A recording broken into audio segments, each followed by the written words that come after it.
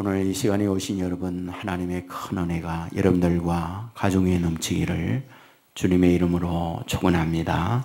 우리 앞뒤 좌우에 있는 분들 따뜻한 사랑의 마음으로 인사를 나눕니다.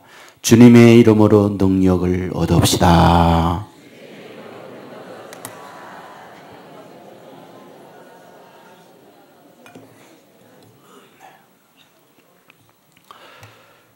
몇 해 전에 많은 분들의 눈물샘을 자극했던 책 가운데 엄마를 부탁해 신경숙이라는 분이 쓴 책이 많은 분들의 애독을 하게 했고 감동을 안겨주었습니다. 내용은 많은 분들이 알고 있으리라고 생각을 합니다.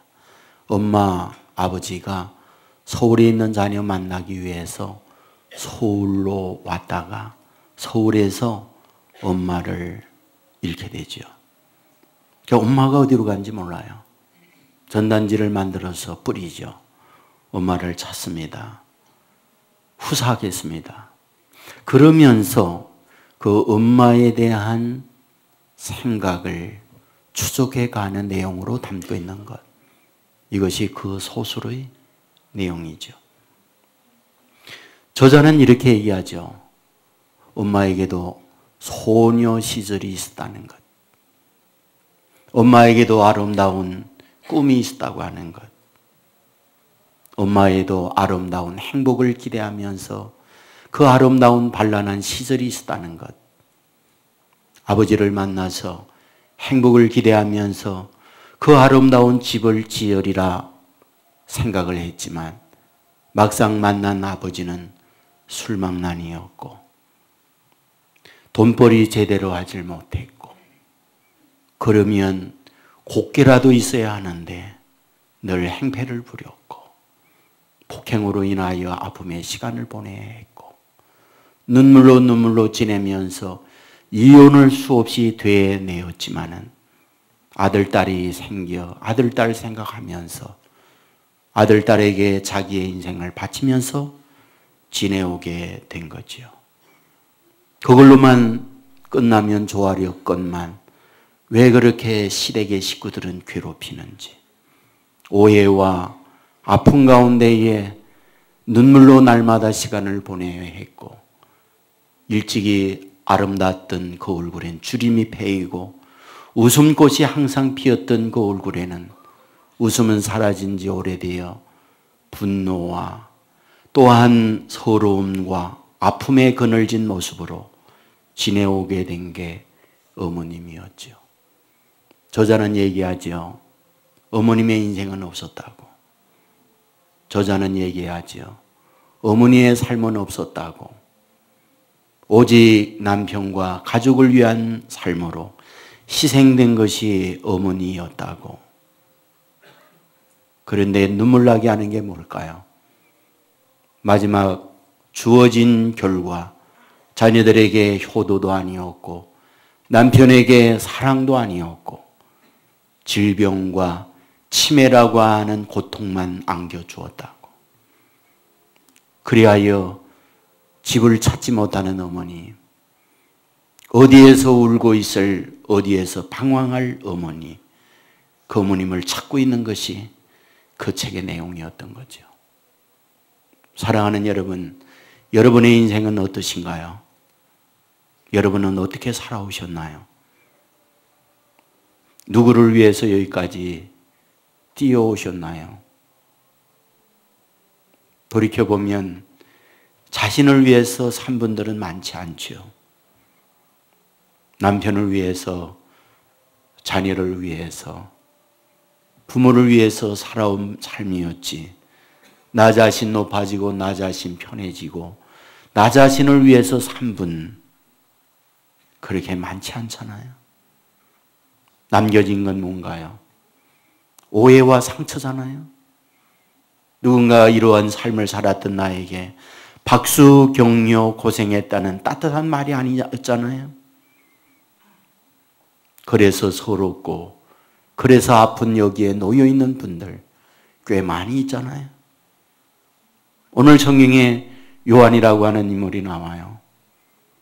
요한이라는 인물, 그는 어떻게 살아왔을까요? 역시 그의 인생을 그 자신을 위해서 산 것은 아니었어요. 먼저 우리가 여기서 알아야 할 것은 요한, 그는 누구일까? 우선 요한복음을 우리가 보고 있기 때문에 요한복음의 저자 요한을 말하는 건가? 그건 아니에요. 여기서 말하고 있는 요한은 오늘 요한복음의 저자 요한을 말하고 있진 않아요. 그러면 누군가? 동명이인으로서의 요한입니다. 우리는 그 요한을 구분하기 위하여 요한복음을 기록한 저자 요한을 사도 요한, 제자 요한이라고 말하죠. 그렇다면 오늘 읽은 본문에 나오는 요한, 그는 어떤 요한일까? 요단강에서 세례를 베풀었던 요한이라고 해서 세례 요한 이름을 붙이게 되는 거죠. 본문은 세례 요한입니다. 그러면 그는 어떤 인생을 살았을까? 본문에서 반복되는 단어가 있어요. 7절에 보면 그가 증언하러 왔으니 그 빛에 대하여 증언하고, 8절 하반절에 보면 이 빛에 대하여 증언하러 온 자라 이렇게 말하고 있어요. 본문은 반복된 단어를 증언이라는 말을 쓰고 있습니다. 증언이 무엇일까요? 목격자라는 말이에요. 우리는 가끔 길을 가다가 현수막이 붙어 있는 걸 볼 수 있습니다. 어떤 현수막? 목격자를 찾습니다. 몇 날 몇 시 사고를 당했습니다. 목격자를 연락 주시면 후사하겠습니다. 곧 본문에 나오고 있는 증언이라는 말은 목격자라는 말이에요. 세례 요한은 목격자로 왔습니다. 그 목격한 걸 증언하기 위하여 온 사람, 그가 세례 요한이라고 말하고 있는 거죠. 그렇다면 무엇을 목격했다는 말일까요? 무엇을 증언하러 온 사람이라고 말하고 있는 걸까요? 본문에 반복해서 나오는 단어가 또 있어요. 그건 빛이에요. 7절에 보면 곧 빛에 대하여, 8절에 보면 그는 이 빛이 아니요 빛에 대하여. 무슨 말입니까? 빛을 증언하기 위하여 온 사람, 그가 세례 요한이다. 그런 말입니다. 그렇다면 무엇을 가르치는 걸까요? 세례 요한은 알고 있다는 거예요. 무엇을? 세상이 어두워져 있다고 하는 것을. 선한 말을 하지만 뒤에 악이 숨어 있다는 걸 알고 있던 거죠. 사람들이 웃고 있지만 울고 있는 인간을 한 거죠. 사람들은 아무 일도 없는 것 같이 생활하고 있지만 뒤에 수많은 사건, 사고 속에 고통을 겪고 있다는 것을 알고 있는 거지요. 평화롭게 웃음을 짓고 있지만 불화와 다툼, 갈등 속에 괴로워하며 살고 있는 것을 알고 있는 거지요. 내일의 희망을 말하고 있지만 주어져 있는 현실은 절망이요. 그 절망 앞에서 휘청거리고 있는 인생, 어두운 가운데 처하여 살고 있는 인생을 세례 요한은 알고 있던 거지요. 그런데 그분은 어떠하다? 예수님이 빛으로 오셔서 그런 어두운 가운데 있는 인생을 그런 가운데서 건져내고 희망의 날개로 덮으며 미래를 향하여 나아가는 인생 되기 위하여 예수님이 오셨다는 것, 세례 요한은 알고 있다는 거예요. 세례 요한은 어떻게 알고 있었을까요? 세례 요한은 어릴 때부터 예수님과 함께 성장을 하면서 예수님에 대하여 누구보다 많은 정보, 누구보다 많은 경험을 갖고 있는 사람, 그가 바로 세례 요한이었습니다. 여러분, 세례 요한과 예수님의 사이 어떤 관계라고 생각하십니까? 가까운 사이예요. 그 사실을 어떻게 알 수 있느냐? 누가복음 1장 36절에 보면 이런 기록이 있습니다. 보라, 내 친족 엘리사벳도 늙어서 아들을 배었느니라. 여기에 보라 내 친족, 그럴 때 너란 인칭, 누구를 말하고 있는 걸까요? 마리아입니다. 천사가 마리아에게 나타나서 하시는 말씀이 바로 이 말씀이에요. 그렇다면 내 친종 엘리사벳, 그렇다면 이 엘리사벳은 누구일까요? 바로 엘리사벳은 오늘 본문에 말씀하고 있는 요한의 어머니예요. 그러면 여기에 마리아는 누구인가요? 예수님의 어머니예요. 다시 말하면 예수님의 어머니 마리아와 요한의 어머니 엘리사벳은 친족이었다. 어떤 친족일까요? 같은 아버지의 자매는 아니에요. 그렇다고 해서 같은 또한 형제로서의 사촌도 아니에요. 그러면 어떤 친족일까? 집안 자체는 다릅니다. 마리아는 유다 집안의 자녀이고 엘리사벳은 레위 집안의 자녀예요. 학자들은 얘기합니다. 마리아의 어머니 엘리사벳의 어머니가 자매였다고요.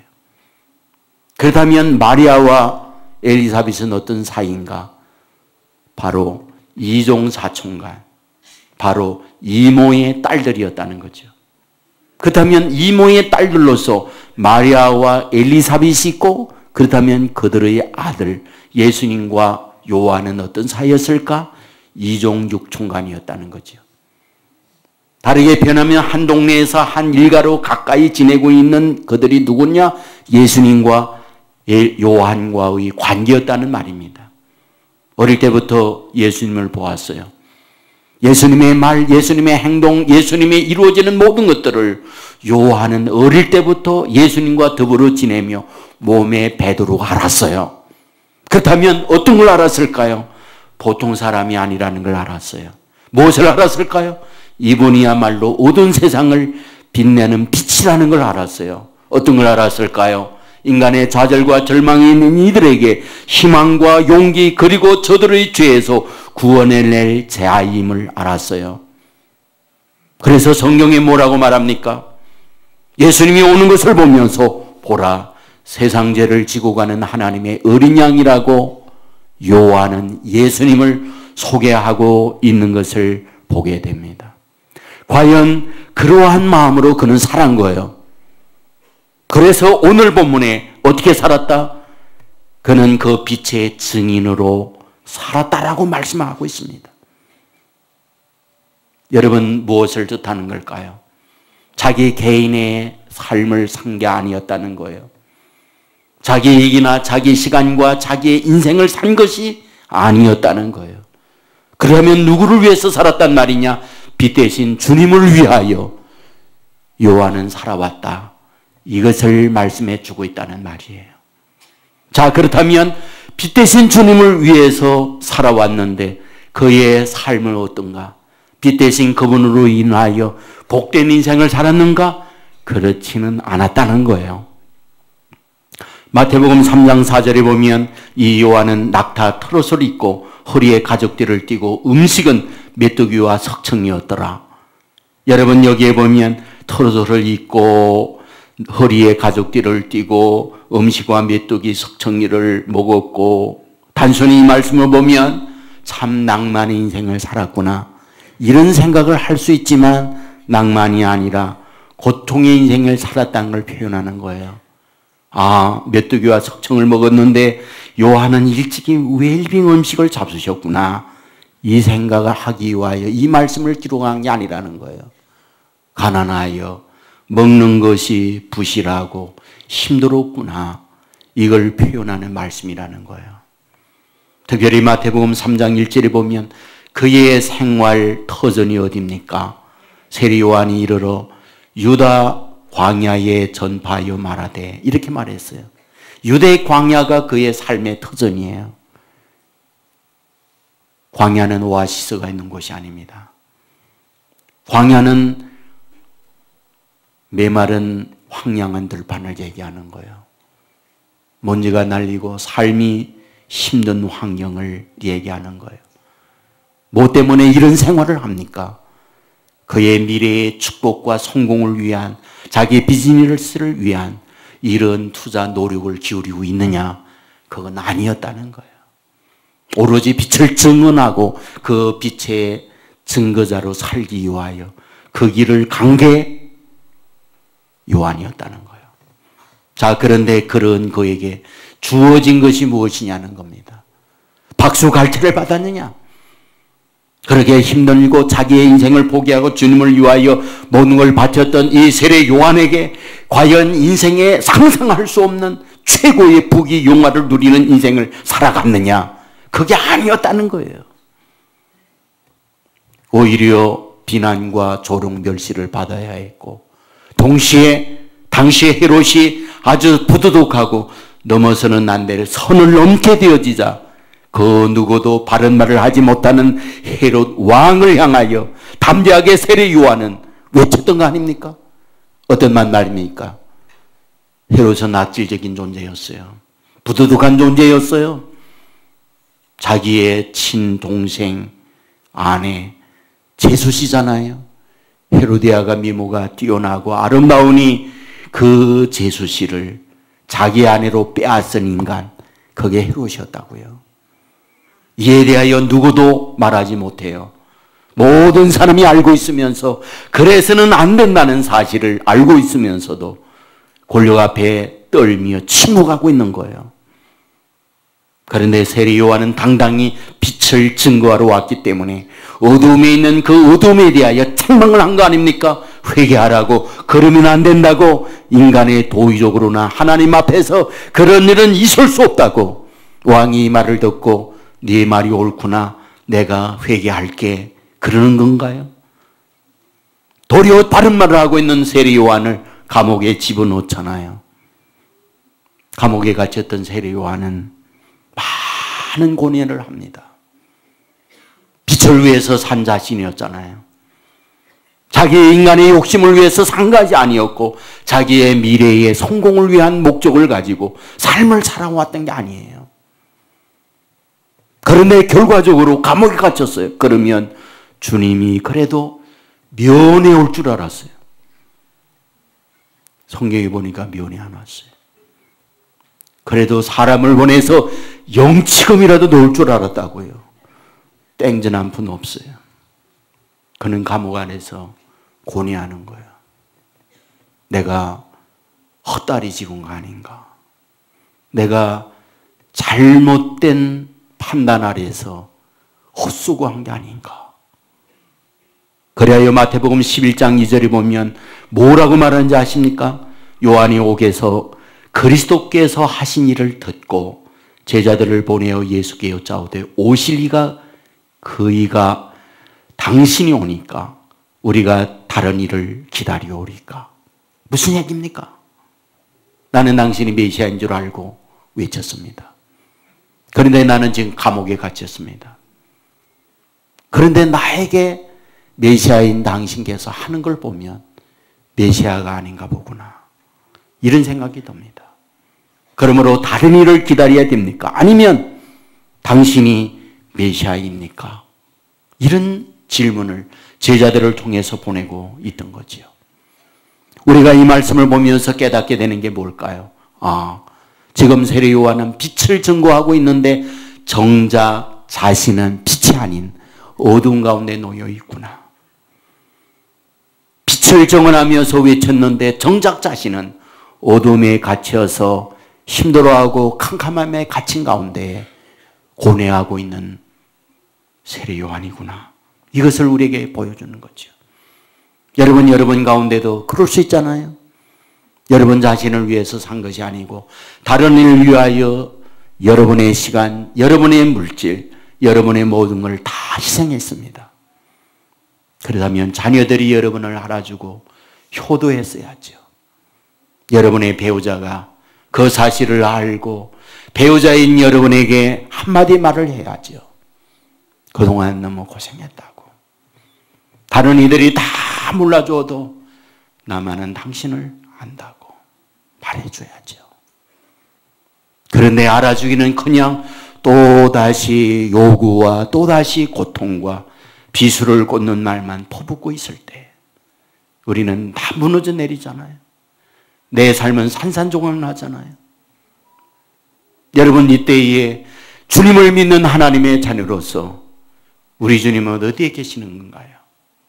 이런 아픔과 서러움 가운데 지내고 있는 나에 대하여 어찌 주님은 침묵하고 있고 아무런 도움도 주지 않고 무엇을 하고 있는 걸까요? 여러분, 정말 쏘아 붙이고 싶은 일들이 얼마나 많았어요. 그런데 믿는다는 것 때문에 참아냈잖아요. 나도 막 하고 싶은 일들이 얼마나 많이 있었어요. 그래도 나는 그러면 안 된다는 어떤 도덕적 규범과 주님이 본다는 믿음 때문에 그래도 견디면서 지내왔잖아요. 서럽고 통곡할 일이 얼마나 많았어요. 서러운 여러분의 억울함이 얼마나 많이 있느냐고요. 그런데 그 모든 것들을 가슴을 쥐어차면서 홀로 눈물을 흘리면서 혀를 깨물면서 견뎌왔잖아요. 여기에 길이 있다고 주님께 의지하면서 지내왔는데 주님은 도움의 손길이 없고 주님은 침묵하는 것 같고 이제 나는 누구를 믿어야 할까? 누구를 의지해야 할까? 이런 답답한 상황에 놓여 있는 분이 있을 수 있잖아요. 주님은 어디에 계시는 겁니까? 그런데 우리가 이 말씀을 보면서 깨닫게 되는 게 있다고요. 뭘? 여러분, 주님은 절대 외면하고 있는 분이 아니라는 거죠. 주님은 모른다. 그리고 외면하고 있는 분이 아니라는 거지요. 알잖아요. 주님은 전능한 분이라는 걸. 주님은 능력자라는 걸 알고 있잖아요. 주님은 전지한 분이라는 걸 알고 있잖아요. 여러분, 힘들고 어려움을 겪고 있는 그때 침묵하는 주님이지만 왜 그것을 모르겠습니까? 왜 그걸 모르겠느냐고. 오늘 본문에 주님은 면회가지 않았어요. 주님은 영치금을 넣어준 적 없어요. 그러나 시공을 초월하는 주님은 감옥에 갇혀있는 이 세례 요한과 그 안에 갇혀서 세례 요한에 주님은 계셨다는 거예요. 주님은 시공을 초월하고 있는 분이니까. 그 가운데 마음이 무너지고 있을 때에 주님은 그 마음을 만져주고 있는 거지요. 모든 걸 포기하고 싶어서 엘리야가 도망하면서 차라리 이렇게 힘들 바에는 하나님 내 생명을 거두가 주시옵소서 라고 할 때에 우리 하나님이 찾아와서 그 힘들어하는 엘리야의 마음을 만져주시고 아들아 일어나라 내가 너를 위하여 준비한 물을 마시거라 준비한 떡을 먹거라 말씀하셨던 그 하나님은 감옥에 갇혀있는 세례 요한과 함께하면서 말씀해주고 있는 거지요. 그를 붙들어주면서 여전히 내가 메시아여 여전히 능력으로 너를 붙들 것이며 여전히 너를 지키고 있다고 하는 것을 말씀해 주고 있는 거죠. 여러분 헤롯세오에서 세례 요한은 순교를 당합니다. 목배임을 당해요. 우리는 그가 그곳에서 나와서 주님의 능력으로 말미암아 권세와 많은 돈을 얻는 것 그리고 인생을 쾌락을 즐기면서 살아가는 것 그래야만이 하나님이 함께하고 축복을 받은 사람이라 말할 수 있는지 모르지만 성경을 보면 그것만이 진정한 축복으로 정의하고 있지 않다는 거예요. 오히려 주님께서 원하고 있는 주님을 향한 주님의 자녀들에게 갖는 마음은 무엇일까요? 땅 위에 사는 날 동안 힘들고 어려운 상황에서도 주님이 나와 함께 한다는 것을 알도록 만들어주는 거예요. 특별히 이 세례 요한으로 하여금 성경에서 우리에게 말씀해 주려고 하는 게 어떤 것이었을까요? 그것은 다름 아닌 주님의 고난에 동참케 만드는 은혜였다는 거예요. 이미 여러분에게 말씀을 드렸지만 예수님은 보통 분이 아니라 세상 죄를 지고 가는 하나님의 어린 양 인류를 위하여 자기의 생명을 내어놓는 고난의 주님이라는 것을 알고 있었어요. 그래서 그분을 위하여 말하고 있고 나도 그분을 위하여 동참할 수 있는 것에 대하여 축복이라는 마음을 갖도록 우리 주님은 세례 요한에게 그런 마음을 넣어주고 있다는 말이에요. 사랑하는 여러분 생각해 보십시오. 제가 언젠가 여러분에게 말씀을 드렸던 H.O.T 콘서트가 세종문화회관에서 있었어요. 아주 오래전 시절이죠. 가장 인기가 폭발적으로 일어날 때 신문을 보니 표를 사기 위하여 2, 3일을 장사진을 치고 기다렸어요. 그리고 그 공연이 끝났습니다. 경찰들은 우려했어요. 사고가 날까. 환경미화원은 고민을 했어요. 엄청난 쓰레기로 산더미를 이루겠다. 결과는 반대였습니다. 질서정연했어요. 깨끗하게 청소가 됐습니다. 팬클럽이 있었어요. 기자들이 팬클럽 회원들을 찾아 물었어요. 어떻게 질서가 정연했고 깨끗하게 청소가 되었느냐 얘기했어요. 우리 오빠가 우리 때문에 욕먹는 건 싫어요. 그것이 그들의 말이었어요. 자기들이 좋아하는 그 오빠들이 질서가 엉망이고 쓰레기로 투척이 되어 있고 그러므로 오빠들에게 욕되는 건 자기들이 싫다는 거예요. 자기들이 좋아하는 자랑스러운 오빠를 위해서 이런 것 좀 희생하는 거, 이런 것처럼 수고하는 거, 그것이 자기들의 자랑이래요. 그게 기쁨이래요.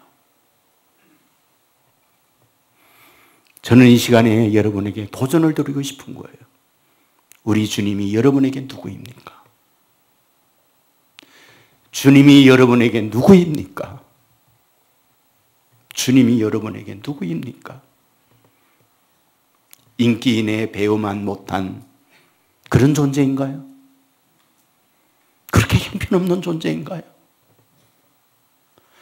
세례요한은 그걸 한 거예요. 세상 죄를 지고 하는 하나님의 어린 양.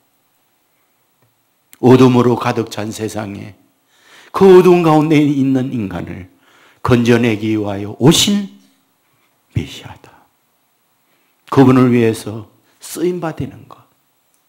나는 그게 자랑스럽다. 그리하여 감옥에 갇히는 것. 이거는 영광이다. 여러분, 이것은 어디로부터 왔을까요? 그것은 분명한 것은 주님이 이러한 요한을 알고 요한과 함께하며 요한의 마음에 감동을 주니까 그런 고난과 어려움을 저주나 아픔이 아니라 감사로 받아들일 수 있는 사람으로 만들어내고 있는 게 아닙니까? 우리는 바울을 잘 알고 있습니다. 바울은 자기의 인생의 출세를 위해서 발버둥을 치면서 사람들이 부러워하는 모든 걸 얻어낸 사람, 그가 바울이었어요. 남들은 바울이 갖고 있는 것을 갖지 못하여 서러워했고 그런 걸 나도 갖는다고 한다면 축복으로 알고 기대했던 그였어요. 그런데 그가 예수님을 만나고 난 이후에 그의 고백이 뭔지 우리는 잘 알고 있잖아요. 내가 그렇게 자랑스럽게 생각했던 그 모든 것들을 다 오줌통으로 여긴다. 배설물로 여긴다. 다 버린다. 왜? 주님을 알고 났더니 이보다 더 고상한 것이 없으니까, 이것이 최고의 가치니까 나는 이 주님을 위해서 내 모든 것을 다 버린다. 그리고 한 것이 무엇입니까? 주님을 위해 매질당하고 주님을 위하여 욕당하고 주님을 위하여 고난을 당하는 이것을 그런 너무나 감격스럽게 생각했습니다. 여러분, 그가 기대했던 건 돈이 아니었다고요. 그가 얻고자 하는 건 세상의 명예 권세가 아니었다고요. 그가 소망했던 건 세상의 편함이나 대우받는 것이 아니었다는 거예요. 오로지 주님 한 분만으로 나는 만족합니다. 이것이 그들이 가지고 있던 마음이었다는 거예요. 여러분, 그러므로 말미암아 면회 오지 않아도, 그러므로 말미암아 영치금을 넣어주지 않아도, 그러므로 말미암아 사람들이 자기를 알아주지 않아도 그 영광스러운 빛 대신 주님을 위하여 내가 쓰임을 받을 수 있다고 하는 그것 하나만을 가지고 그는 감격하고 있었고, 감옥에 있으면서도 잔잔히 그 어려움을 견뎌내는 하나님의 사람이 될 수 있었다는 거예요. 주님은 뭐라고 선언하는지 아십니까? 마태복음 1장 10절에 보면 기록된 바 보라, 내가 내 사자를 내 앞에 보내노니 그가 내 길을 내 앞에 준비하리라 하신 것이 이 사람에 대하여 하신 말씀이니라. 무슨 말일까요? 세례 요한을 보며 예수님이 이야기하는 겁니다. 말라기 3장 1절에 보면 내 보다 앞서 와서 내 길을 준비하는 사람이 있다고 했는데 그가 누구냐? 세례 요한이다. 세례 요한은 나보다 앞서 와서 내 길을 준비한 사람이다. 이 예언을 해요. 그리고 이거 뭐라는지 아세요? 마태복음 11장 11절에 보면 내가 진실로 너에게 말하노니 여자가 낳은 자 중에 세례 요한보다 큰 이가 일어남이 없도다. 무슨 말일까요? 여자가 낳은 자 중에 세례 요한보다 큰 자가 없다. 이 말씀을 이해하기 위하여 신학적 정리가 필요해요. 신학적 정리라는 게 뭔가 대단한 건 아닙니다. 신약과 구약의 구분이 뭐냐는 거예요. 신약과 구약의 구분, 여러분 어떻게 짓고 있습니까? 아이고 목사님 그걸 모르세요. 신약 그건 신약이고 구약 그건 구약이지. 맞지요? 그러나 틀려요. 왜? 신약 성경 안에 구약이 들어와 있거든요. 어떤 구약? 기준점이 있어요. 신약의 기준점, 구약의 기준점 갈라놓는 것은 그 기준이 예수님이에요. 예수님으로 인하여 시작되는 게 신약이고 예수님 전의 역사는 다 구약이에요. 세례요한은 누굽니까? 예수님 전의 사람이에요. 그러므로 세례요한은 구약의 사람이에요. 예수님과 더불어 한 시대를 살았지만 그분은 구약의 사람이었어요. 그러면 여자가 나온 자 중에 세례요한보다 큰 이가 없다라고 하는 그 말의 의미가 뭔가? 구약에 수많은 위대한 인물들이 있었다는 거예요. 노아 있었죠. 아브라함이 있었죠. 이삭이 있었죠. 야곱이 있었죠. 요셉이 있었죠. 모세 있었죠. 여호수아 있었죠. 다니엘이 있었죠. 다윗이 있었죠. 어마어마한 인물들이 정말 많아요. 자랑스러운 인물들이 너무나 많이 있잖아요. 그런데 예수님은 뭐라? 세례 요한보다 크지 못하다는 거예요. 그러한 여자가 나온 인물 중에 가장 위대하고 높은 인물이 누구냐? 세례 요한이다. 예수님은 그렇게 선언하고 있어요. 그것만인 줄 아십니까? 요한계시록 20장 4절 이하의 말씀을 보면 내가 보니 예수를 증언함과 하나님의 아들 때문에 목배임을 당한 자들의 영혼들 그리스도와 더불어 1000년 동안 왕노릇 하리니. 마지막 계시록에 주님께서 주시는 말씀이에요. 뭐라고 말하느냐? 나를 위해 증언하고 나 때문에 목배임을 당한 자 나와 더불어 천국에서 왕노릇 1000년 동안 한다. 1000년 동안이라는 것은 우리가 아는 어떤 기간의 1000년 이것을 말하려는 건 아니에요. 영원토록 주님과 함께 왕노릇 한다. 세례요한 누굽니까? 예수님의 증언자로 살았어요. 세례요한 누굽니까? 예수님을 위하여 목배임을 당한 자예요. 그렇다면 계시록에 있는 말씀과 같이 세례요한은 어떠한 사람? 그리스도와 함께 1000년 동안 왕노릇한 사람이 되어졌다는 것을 말씀하고 있는 거예요. 여러분 우리가 세례요한을 보면 참 자기의 인생을 살지 않았어요. 그는 고달프게 살아왔어요. 자기에 대하여 알아주는 사람도 없었어요. 그 자체만을 생각하면 실패한 인생이었잖아요. 그리고 마지막 홀로 외로이 감옥에서 목배임을 당하여 죽어가고 있을 때 그것만큼 실패한 인생이 없구나 하는 생각을 가질 수 있잖아요. 그러나 아니었어요. 주님은 언제나 이 세례요한의 눈을 떼지 않았고 세례요한을 알고 있었어요. 힘들 때 견뎌내는 에너지를 주었고 순교를 당할 때 두렵고 떨리는 그때 견디도록 만들어 주었고 무엇보다 빛 대신 주님을 위해서 산 것이 가장 보람되었구나. 가장 가치 있는 것이었구나. 이 마음을 들도록 만들어 주었어요. 주님은 얘기해요. 여자가 나온 자 중에 세례요한만큼 큰 자가 없다. 세례요한을 최고의 인물로 예수님이 평가를 해 주었어요. 그리고 말하죠. 나의 증인으로 살았고 나를 위하여 목배임을 당한 자 나와 더불어 천국에서 1000년 동안 왕노릇 한다. 이렇게 말씀을 하셨어요. 세례요한이 그 은혜를 받고 축복을 받은 사람인 거죠. 성도 여러분, 우리가 사는 인생은 유한해요.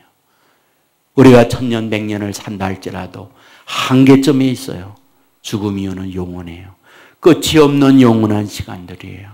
비록 땅 위에서 우리의 기대하는 성공, 우리의 기대하는 대우를 받지 못했다 할지라도 세례요한은 그 은혜의 축복을 받은 사람이라는 걸 말해주고 있는 거예요. 말씀을 정리하겠습니다. 사랑하는 여러분, 저와 여러분, 지금까지 여러분은 어떻게 살아오셨습니까? 무엇을 위해서 사셨습니까? 나 자신의 욕망을 위해서 산 사람도 있지만 많은 경우는 자녀를 위해서 살았잖아요. 배우자를 위해서 살았잖아요. 주변에 있는 사람들을 위해서 여러분의 시간, 여러분의 정성, 물질을 쏟았잖아요. 여러분의 인생은 없었다고요. 여러분의 삶은 없었다고요. 어떻게 생각하면 주님을 위해서도 살았잖아요. 그런데 주어진 건 뭔가요? 오해예요. 상처예요. 누구도 알아주지 않는 고통이에요. 그래서 우리는 서럽고, 그래서 우리의 삶은 무구거지요. 오늘 성경은 우리에게 뭘 말해주고 있는 겁니까? 세례 요한은 그렇게 자기의 인생을 살지 않았는데, 주님을 위해서 살았는데, 그의 삶은 고달팠는데, 그런 세례 요한을 주님이 알고 있었어요. 시공을 초라하여 계시는 주님은 세례 요한과 함께 주었어요. 그리고 사람들에게 얘기했어요. 세례 요한 누구냐? 나에게를 위하여 왔던 사람이다. 세례 요한 누구냐? 여자가 나온 자 중에 세례 요한만큼 큰 자 아무도 없다. 아무리 모세가 위대해도, 아무리 믿음의 조상 아브라함이 탁월해도, 모세나 또한 여호수아가 위대해도 세례 요한만 못하다. 그리고 얘기를 했어요. 나를 위해서 증언의 삶을 살았고, 나를 위해서 목배임을 당했다. 세례 요한은 나와 더불어 1000년 동안 왕노를 한다는 말씀을 해주었어요. 이것은 오늘 이런 마음으로 살아가는 저와 여러분에게 동일하게 주어진다는 사실 믿으시기를 주님의 이름으로 축원합니다. 마지막 말씀을 여러분에게 드리고 싶습니다. 마태복음 5장 11절 이하, 나로 말미암아 너희를 욕하고 박해하고 거짓으로 너희를 거슬러 모든 악한 말을 할 때에는 너희에게 복이 나니 기뻐하고 즐거워하라. 하늘에서 너희의 상이 큽니다. 나로 말미암아 너희를 욕하고 박해하고 거짓으로 너희를 거슬러 모든 악한 말을 할 때에는 너에게 복이 있나니 기뻐하고 즐거워하라. 하늘에서 너희의 상이 큽니다. 한 주간 동안 이 말씀을 붙들고 때로 힘들고 대우받지 못하고 알아주지 않는 사람이 있다 할지라도 주님은 여전히 나를 알아주고 나와 동행하고 나에게 힘주신다는 믿음을 갖고 승리함으로 말미암아 하늘에 너의 상이 큽니다. 이 은혜가 저와 여러분 가운데 넘치는 삶이 되기를 주님의 이름으로 축원합니다. 기도하겠습니다. 은혜로우신 아버지 하나님, 오늘 종료